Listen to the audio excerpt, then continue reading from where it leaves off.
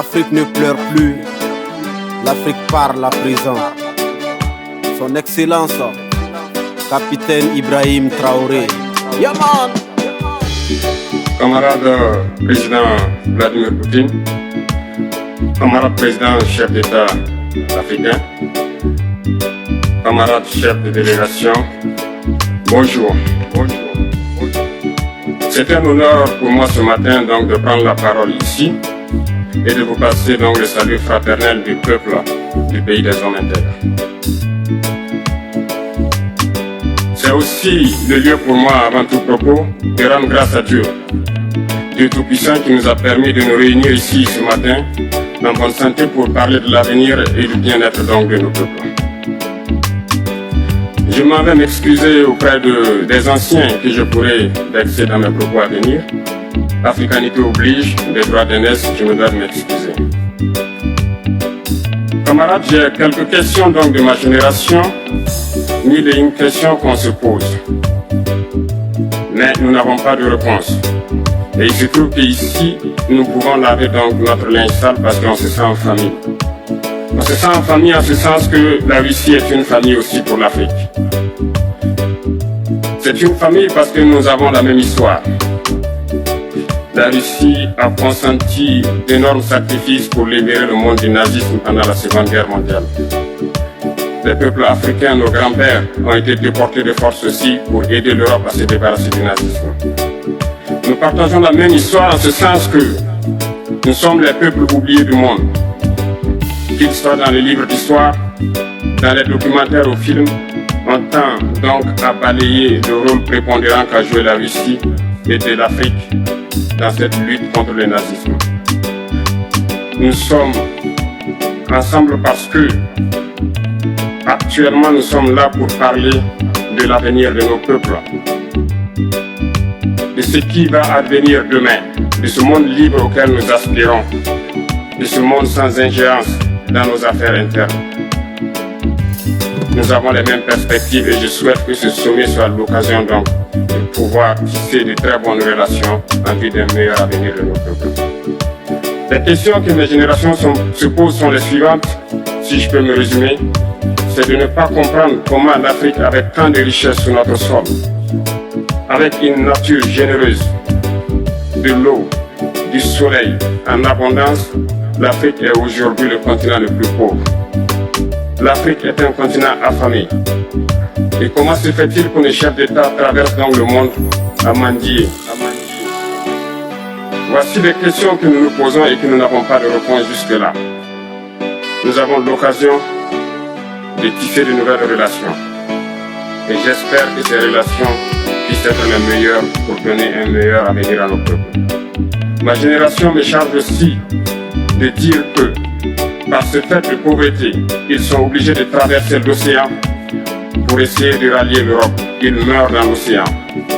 Mais que prochainement, ils n'iront pas traverser parce qu'ils viendront devant nos palais pour chercher leur quittance quotidienne. Pour ce qui concerne le Burkina Faso, aujourd'hui nous sommes confrontés depuis plus de 8 ans à la forme de manifestation la plus barbare, la plus violente du néocolonialisme, de l'impérialisme. L'esclavage qu'on tend encore à nous imposer. Nos dévanciers nous ont bien appris une chose. L'esclave qui n'est pas capable d'assumer sa révolte ne mérite pas que l'on s'apitoie sur son sort. Nous ne nous apitoyons pas sur nos sorts, on ne demande pas que quelqu'un s'apitoie sur notre sort. Le peuple burkinabé a décidé de lutter contre les terroristes en mesure de relancer son développement.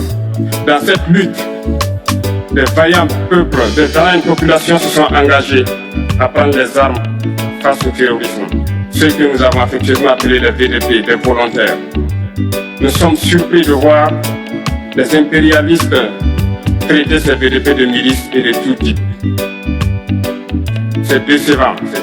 Parce qu'en Europe, lorsque des peuples prennent les armes pour défendre leur patrie, on les traite de patriotes. Nos grands-pères ont été déportés pour sauver l'Europe. C'était pas avec leur consentement, contre leur gré. Et bien au retour, on se rappelle bien qu'à Tcharoy, lorsqu'ils ont voulu revendiquer leurs droits élémentaires, ils ont été massacrés. Cela ne fait rien donc. Lorsque nous, peuple, nous décidions de nous défendre, on nous traite de milices. Mais là n'est pas le problème. Ce qui est le problème, c'est de voir des chefs d'État africains qui n'apportent rien à ces peuples qui se battent, mais qui chantent la même chose que les impérialistes en nous traitant de milices, en nous traitant donc d'hommes qui ne respectent pas les droits de l'homme. De quels droits de l'homme parle-t-on? Nous nous offusquons contre cela et c'est honteux. Il faut que nous, chefs d'État africains, nous arrêtons de nous comporter donc en marionnettes qui dansent à chaque fois que les impérialistes tirent sur les ficelles. Hier, le président Vladimir Poutine a annoncé donc l'envoi des céréales en Afrique. Nous sommes bien contents. Nous lui disons merci pour cela. Mais aussi, c'est un message passé à nous, chefs d'État africains. Parce qu'au prochain forum, nous ne devrons pas venir ici sans avoir assuré, pour ceux qui ne connaissent pas la guerre, l'autosuffisance alimentaire de nos peuples. Nous devons prendre l'expérience de ceux qui ont pu déjà atteindre cela en Afrique, tisser de bonnes relations ici et tisser de meilleures relations avec la Fédération de Russie pour pouvoir assouvir les besoins de nos populations. Je ne serai pas peut-être long, le temps est imparti et très court. Nous sommes obligés de nous arrêter à un moment donné. Mais je voudrais terminer en disant que nous devons donc rendre hommage à nos peuples qui se battent. Gloire à nos peuples, dignité à nos peuples, victoire à nos peuples. La patrie ou la mort, nous vaincrons. Merci camarades.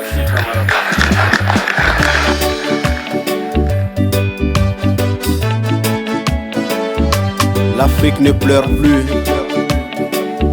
l'Afrique agit. Majesty, la parole, le mec qui parle en parabole.